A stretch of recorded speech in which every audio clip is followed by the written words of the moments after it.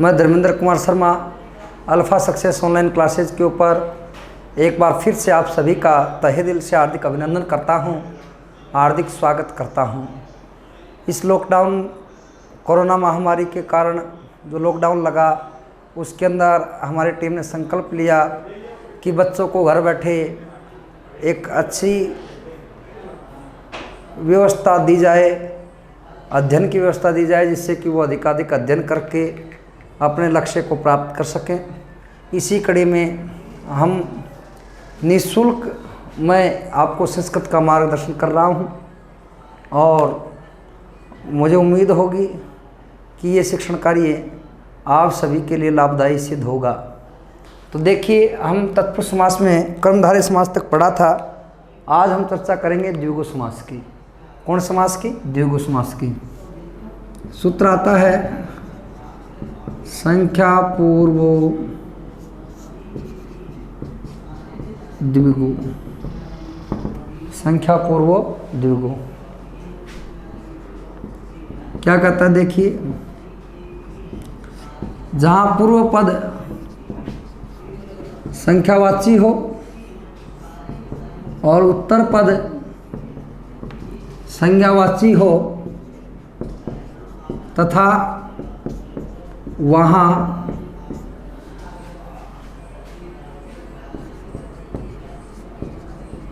समूह अर्थ आ रहा हो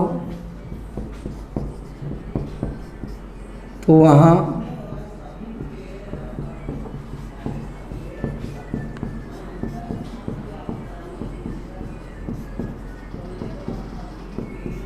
द्विगु समास होता है।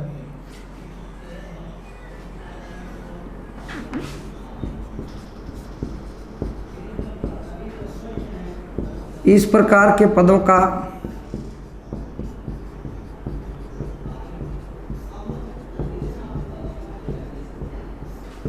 समास विग्रह करते समय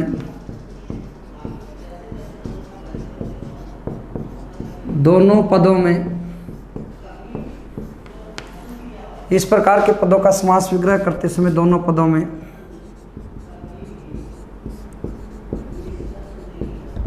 षष्ठी विभक्ति का प्रयोग करके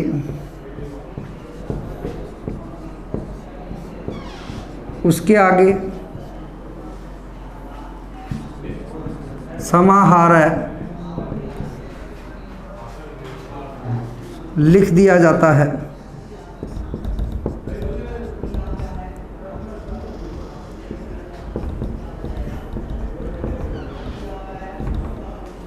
समाहार लिख दिया जाता है।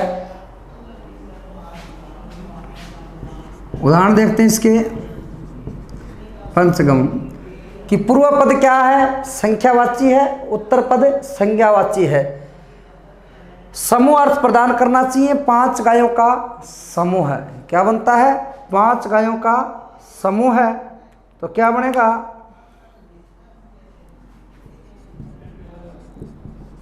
पंचानाम गवाम समाहार है। 5 गायों का समूह है। पंचपात्रम पंचानाम पात्राणाम समाहार है। 5 पात्रों का समूह है।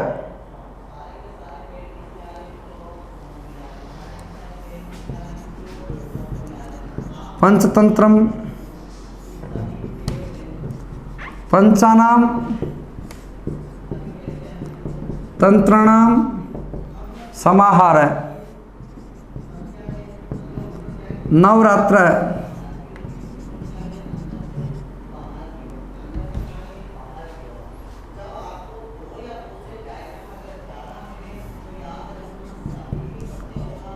नवानाम रात्रिणाम समाहार है। 9 रात्रियों का समूह है। अष्टाध्यायी अष्टानाम अध्यायानाम समाहार, नाम अध्यायानाम समाहार अष्टाध्यायी। तो ये आपका कौन समास हुआ? द्विगु समास। कि जहाँ पूर्व पद क्या हो? संख्यावाची हो, उत्तर पद संज्ञावाची हो, दोनों पदों का मिलाकर अगर समूह अर्थ आ रहा हो तो वहाँ द्विगु समास होता है। इस प्रकार के पदों का समास विग्रह करते समय दोनों पदों में षष्ठी विभक्ति का प्रयोग करके उसके आगे समाहार लिख दिया जाता है। अब देखिए अगला,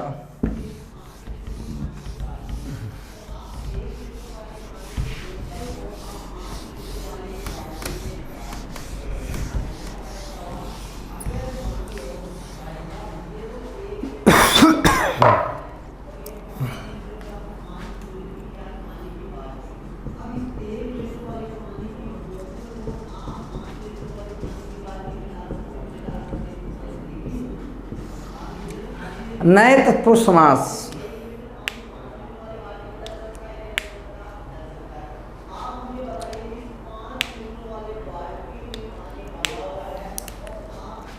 देखिए, जब किसी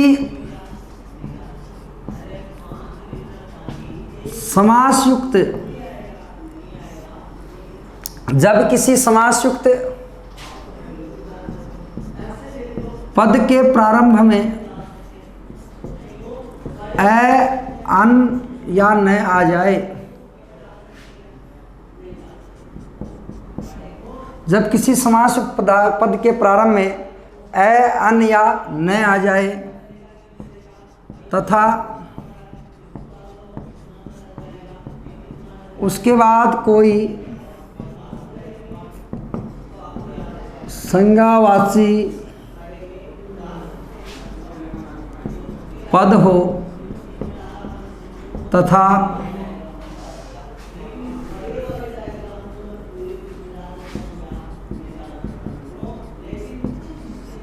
समासयुक्त पद में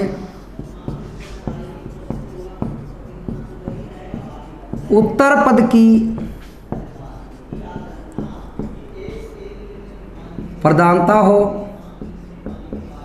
तो वहाँ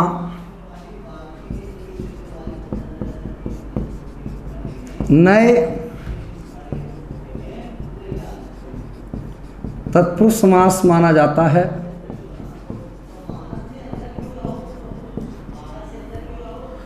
इस प्रकार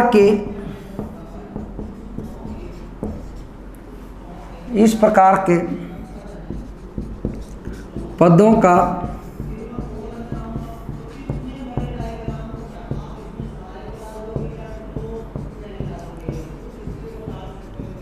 समास विग्रह करते समय ए, अन और न के स्थान पर न के स्थान पर ए लिख दिया जाता है। ए लिख दिया जाता है तथा संज्ञावाची पद को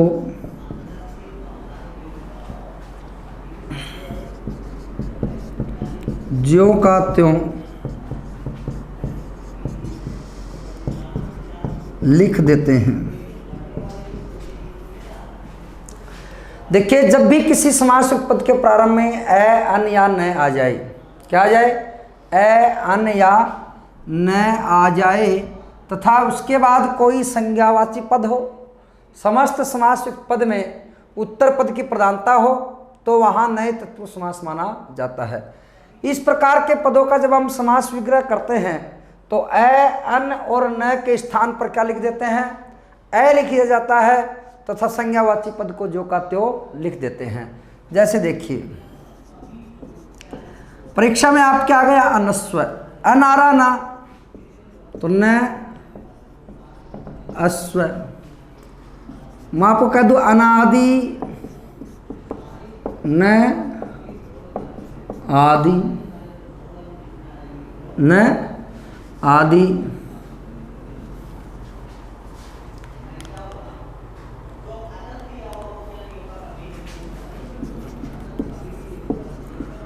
अनीश्वर न ईश्वर, अनुतीर्ण न उत्तीर्ण, असत्यम न सत्यम।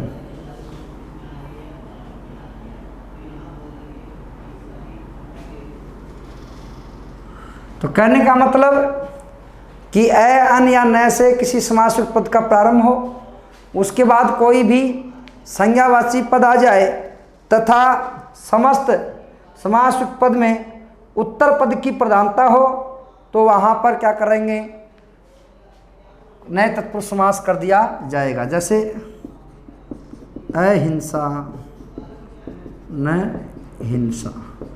एक चीज़ और याद रखना, अगर समास विग्रह से समासयुक्त पद बनाना पूछे कि न के बाद अगर कोई व्यंजन वर्ण आ जाए तो न को किस में बदलना है, ए में, और न के बाद अगर कोई स्वर वर्ण आ जाए तो अन में बदलना है। किस में बदलना है, अन में। यानी न के बाद अगर व्यंजन वर्ण आ जाए तो न को किस में बदलोगे, ए में, और न के बाद अगर कोई स्वर वर्ण आ जाएगा तो किस में बदलोगे, अन में। आगे देखिए,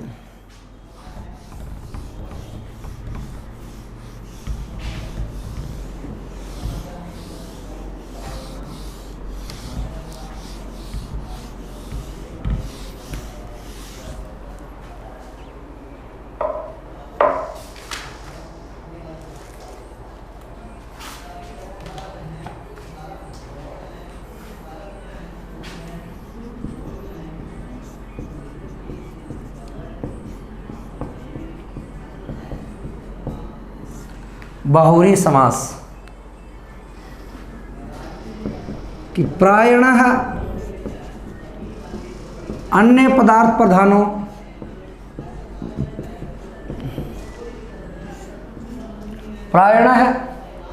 अन्य पदार्थ प्रधानों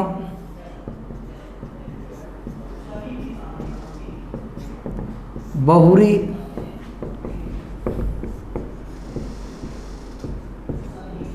समास कथ्यते कि प्रायणः अन्य पदार्थ प्रधानों बहुव्रीहि समासः कथ्यते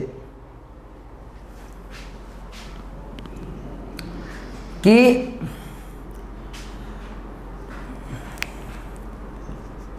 जब किसी समास में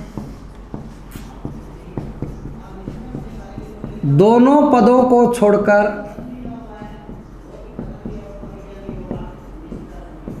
जब किसी समास में दोनों पदों को छोड़कर किसी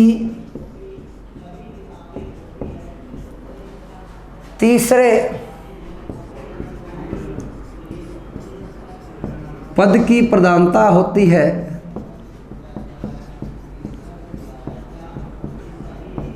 उसे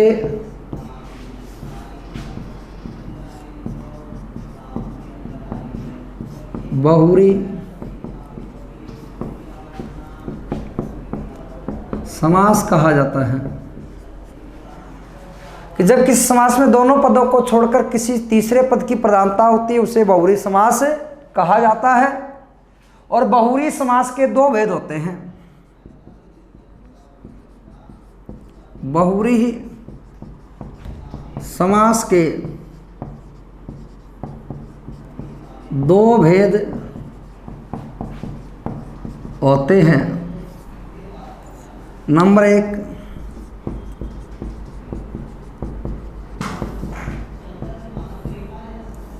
समानाधिकरण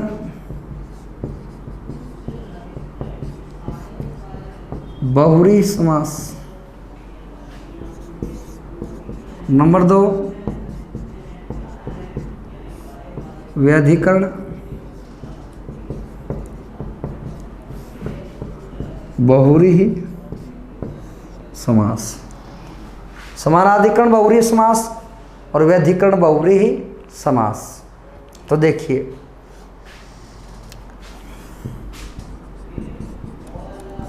कि जिस समास के दोनों पदों में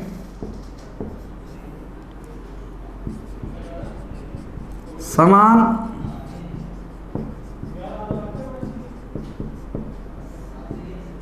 विभक्तियों का प्रयोग होता है और व्यधिकरण में भिन्न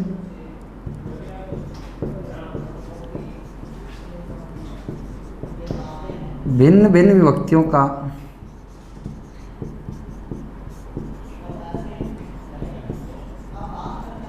प्रयोग होता है। देखो समानाधिकरण बहुव्रीहि समास में तो दोनों पदों में किसका प्रयोग होगा? समान विभक्तियों का प्रयोग होगा और व्यधिकरण बहुव्रीहि समास में भिन्न भिन्न विभक्तियों का क्या होगा? प्रयोग होगा। एक बात तो ये।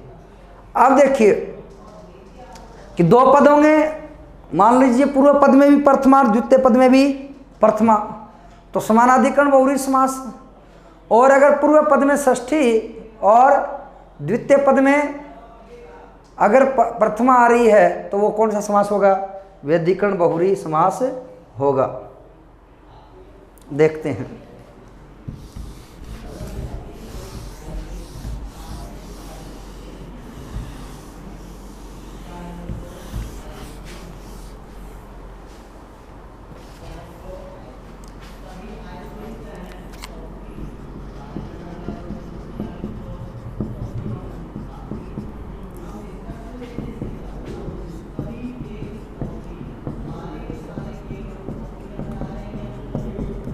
समानाधिकरण बहुव्रीहि समास।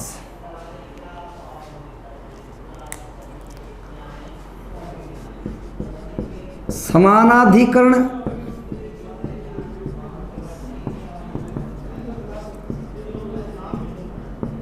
बहुव्रीहि समास के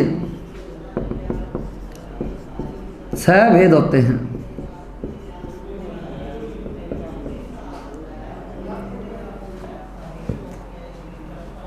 समानाधिकरण बहुव्रीहि समास कितने भेद होते हैं? 6 भेद होते हैं। देखो,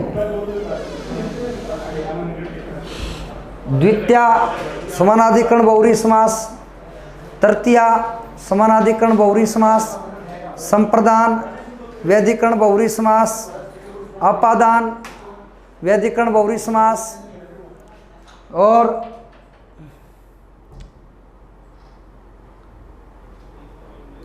देखो यानी द्वितीया प्लस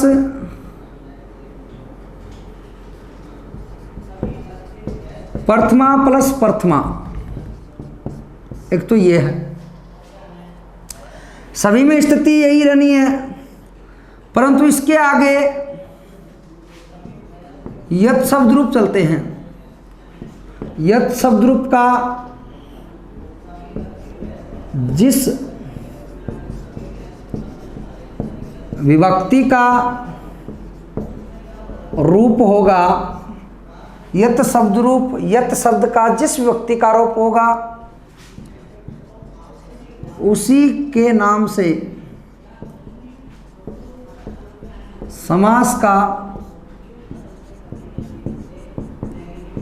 नामकरण कर दिया जाता है। यत् शब्द का जिस विभक्ति का रूप होगा उसी के नाम से समास का क्या कर दिया जाता है? नामकरण कर दिया जाता है। जैसे देखिए,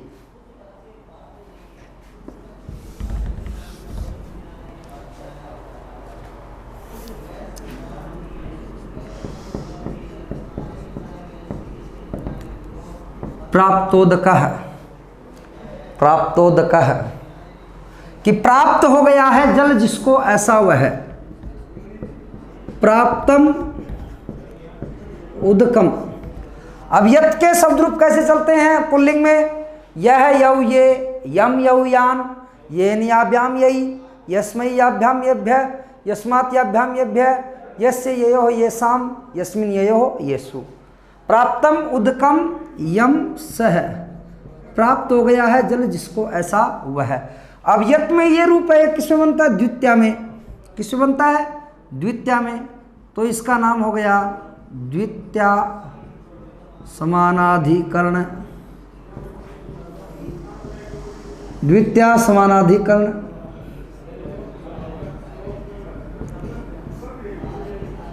बहुव्रीहि समास। द्वितीया समानाधिकरण बहुव्रीहि समास। फिर आता है ऊढ़ रथ है, खींचा है रथ को जिसने ऐसा वह, तो ऊढ़ा रथ है येन स, खींचा है रथ को जिसने ऐसा वह, तो यहां पर तो येन आ रहा ना, तो इसका नाम क्या हो जाएगा? कर्ण समानाधिकरण या तृतीया समानाधिकरण।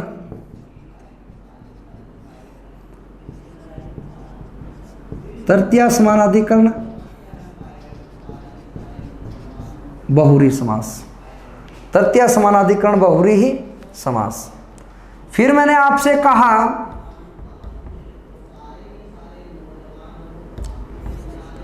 दत्त भोजन, दे दिया है भोजन जिसके लिए ऐसा वह, दे दिया है भोजन जिसके लिए ऐसा वह, तो दत्तम भोजनम यस्मै स, दे दिया है भोजन जिसके लिए ऐसा वह। अब यहां चतुर्थी आ रहा ना, तो इसको बोलेंगे चतुर्थी समानाधिकरण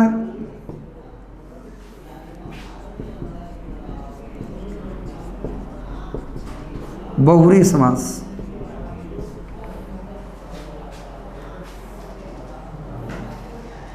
मैंने कहा निर्धन है,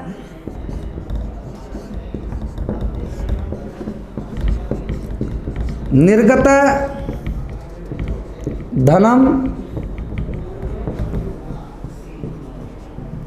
यस्मात् से, निकल गया है धन जिसका ऐसा वह। अब यहां से धन अलग हो रहा ना, यस्मात् पंचमी आ गया ना, पंचमी समानाधिकरण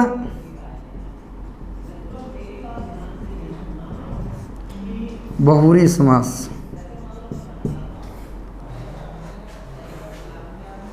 यानी धन अलग हो गया तो कौन सा हो गया?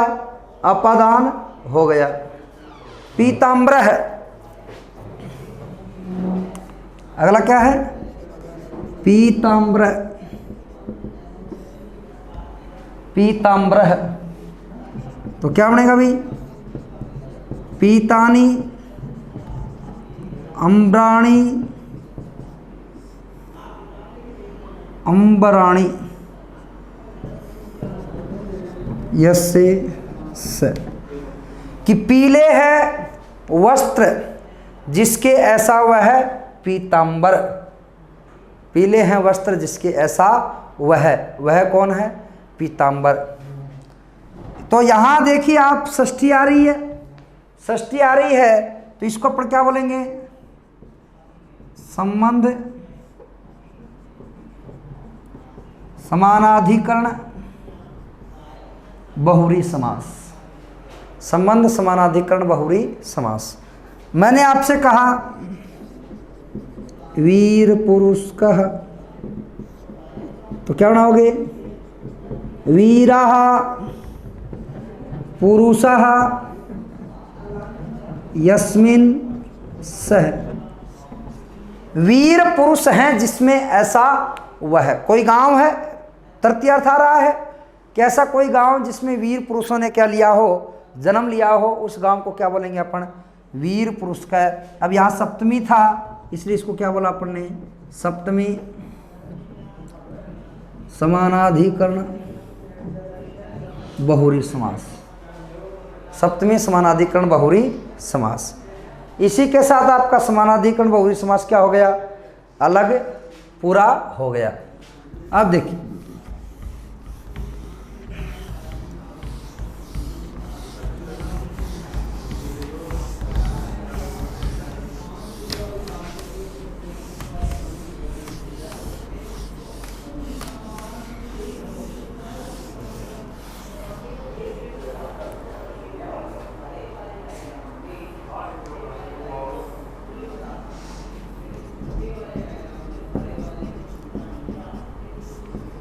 व्याधिकरण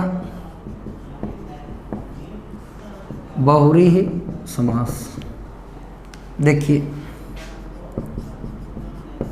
जिस समास के दोनों पदों में, जिस समास के दोनों पदों में भिन्न भिन्न विभक्तियों का प्रयोग किया जाता है,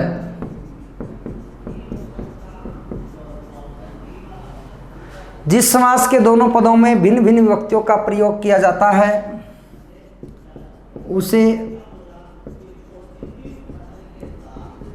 व्याधिकरण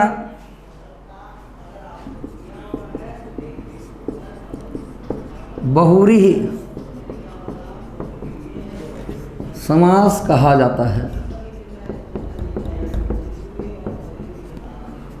जिस समास के दोनों पदों में भिन्न भिन्न विभक्तियों का प्रयोग किया जाता है उसे व्याधिकरण बहुव्रीहि समास कहा जाता है। अब देखिए इसके उदाहरण।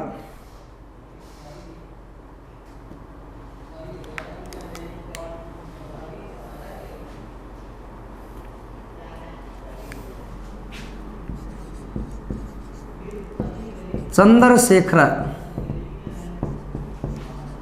चंद्र है शेखरे यस्य स, कि चंद्रमा है शिखर पे ऐसा वह है। तो यहाँ प्रथमा है और यहाँ सप्तमी है, इसलिए कौन सा समास हो गया? व्याधिकरण बहुव्रीहि समास हो गया। कौन सा समास हो गया? व्याधिकरण बहुव्रीहि समास हो गया, क्योंकि दोनों में भिन्न भिन्न क्या आ रही है? विभक्ति आ रही है। मैं आपसे कह दूं शूल पाणी, तो शूलम पाणौ यस्य सः, त्रिशूल है हाथों में जिसके ऐसा वह है। तो त्रिशूल हाथों में भगवान शिव, चंद्रशेखर भी कौन? भगवान शिव। मैं आपसे कह दूं धनुष पाणी, धनु पाणौ यस्य स, इसमें भी क्या हो गई? भिन्न भिन्न विभक्तियां हो गई। कंठे काल है,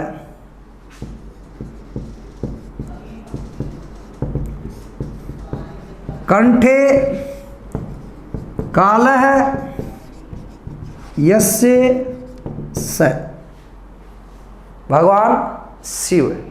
कंठ में है काल जिसके ऐसा वह है, कंठ में है काल जिसके ऐसा वह है। चक्रपाणी भगवान विष्णु, चक्रम पाणौ यस्य सः, कि चक्र है हाथों में जिसके ऐसा वह है। तो ये आपका कौन सा पूरा हुआ? यह आपका बहुव्रीहि समास पूरा हुआ। अब अंतिम समास की अपन चर्चा करेंगे, द्वंद्व समास।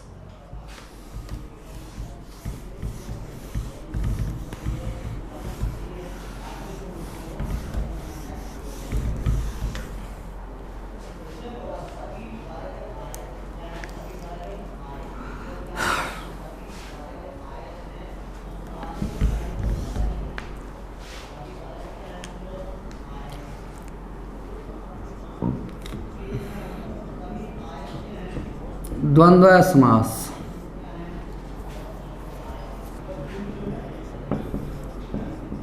प्रायण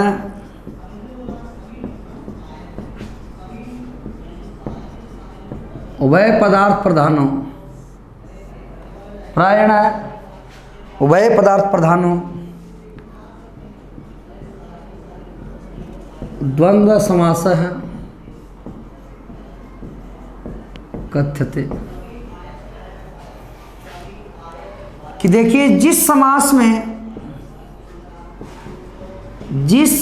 में दोनों पदों की प्रधानता होती है, जिस समास में दोनों पदों की प्रधानता होती है उसे द्वंद्व समास, जिस समास में दोनों पदों की प्रधानता होती है उसे द्वंद्व समास कहा जाता है। कि जिस समास में न तो केवल पूर्व पद प्रधान हो न उत्तर पद प्रधान हो, यानी पूर्व पद भी प्रधान हो उत्तर पद भी प्रधान हो, दोनों ही पद अगर जहां प्रधान होंगे वहां कौन समास होगा? द्वंद्व समास। कौन समास? द्वंद्व समास। द्वंद्व समास के कितने भेद होते हैं? 3 भेद होते हैं मित्रों। कितने भेद होते हैं? 3। तो द्वंद्व समास के 3 भेद होते हैं। द्वंद्व समास के 3 भेद होते हैं। कौन कौन से होते हैं? 1 नंबर इतरेतर द्वंद्व समास। एक समास तो कौन सा होता है? इतरेतर द्वंद्व समास होता है। नंबर 2 समाहार द्वंद्व समास। और नंबर 3 एक शेष द्वंद्व समास। आपसे परीक्षा में पूछ ले कि द्वंद्व समास के कितने भेद होते हैं, तो 3 भेद होते हैं।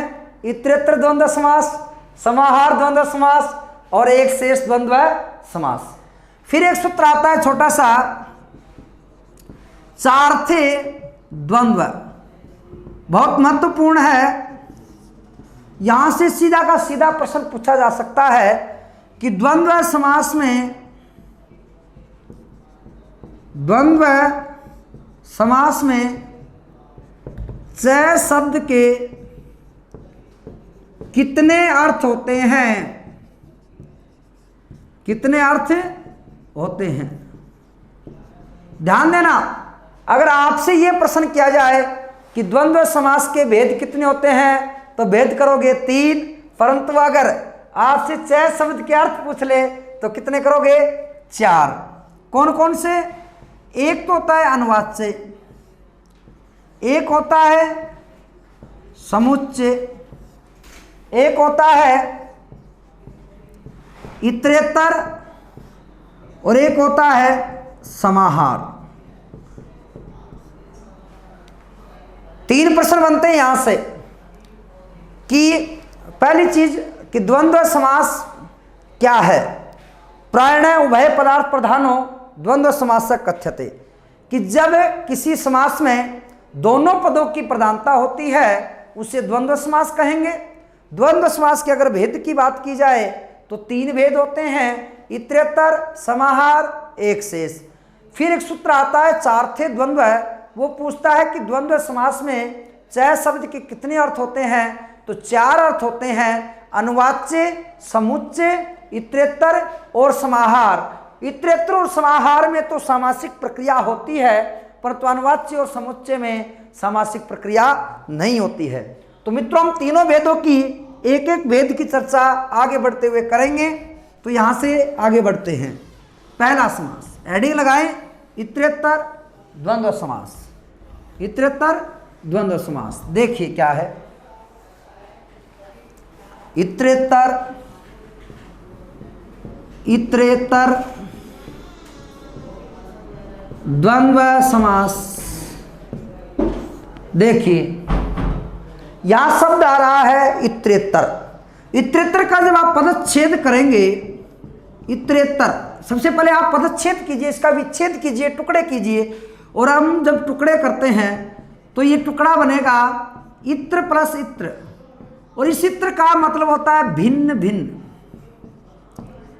भिन्न भिन्न कि जब समासयुक्त पद में दोनों पदों को मिला करके हम एक पद तो बना देते हैं, परंतु एक होते हुए भी वो अपना अलग अलग अर्थ प्रदान करते हैं।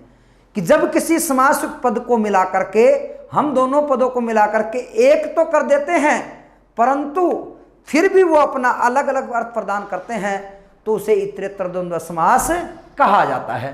तो इतरेतर का मतलब समझे, भिन्न भिन्न, यानी दो को मिला के एक किया, परंतु फिर भी वो दोनों क्या करते हैं, अपना भिन्न भिन्न अर्थ प्रदान करते हैं, तो इसे इतरेतर द्वंद्व समास कहा जाएगा। अब देखिए बात करते हैं सामासिक प्रक्रिया की। पहले परिभाषा लिख सकते हैं कि जब किसी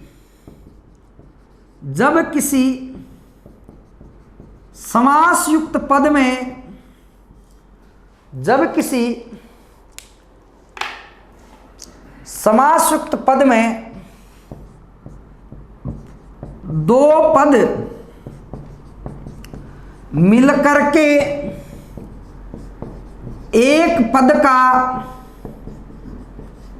निर्माण तो कर देते हैं, एक पद का निर्माण तो कर देते हैं, परंतु अपना अर्थ भिन्न भिन्न देते हैं, अपना अर्थ भिन्न भिन्न देते हैं, तो उसे इतरेतर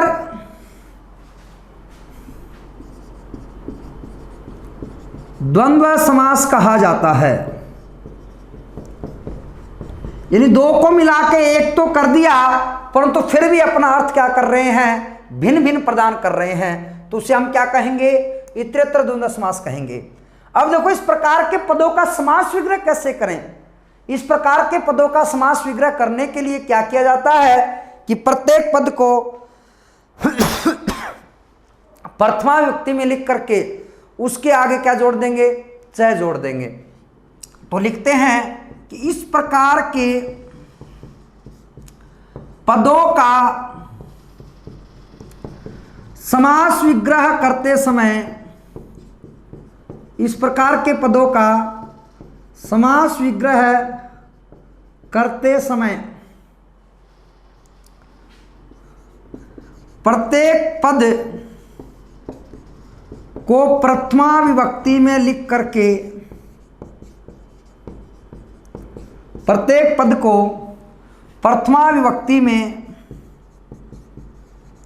लिख करके उसके साथ च जोड़ देते हैं। समास विग्रह से, समास विग्रह से समास युक्त पद बनाते समय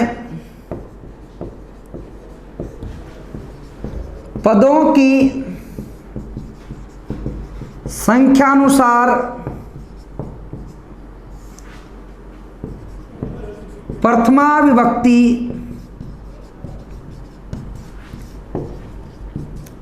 द्विवचन या बहुवचन का प्रयोग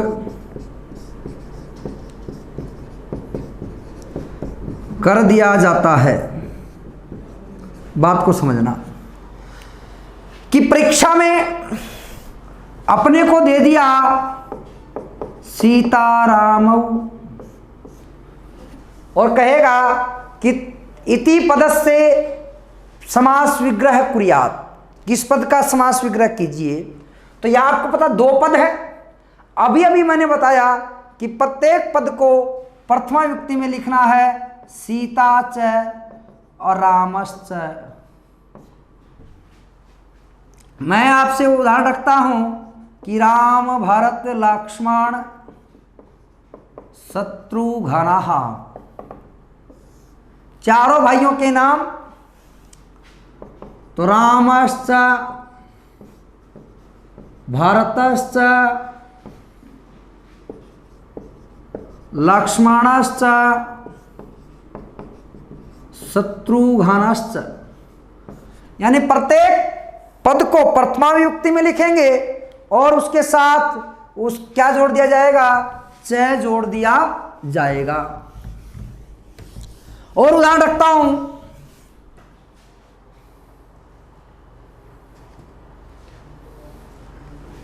कृष्णार्जुनौ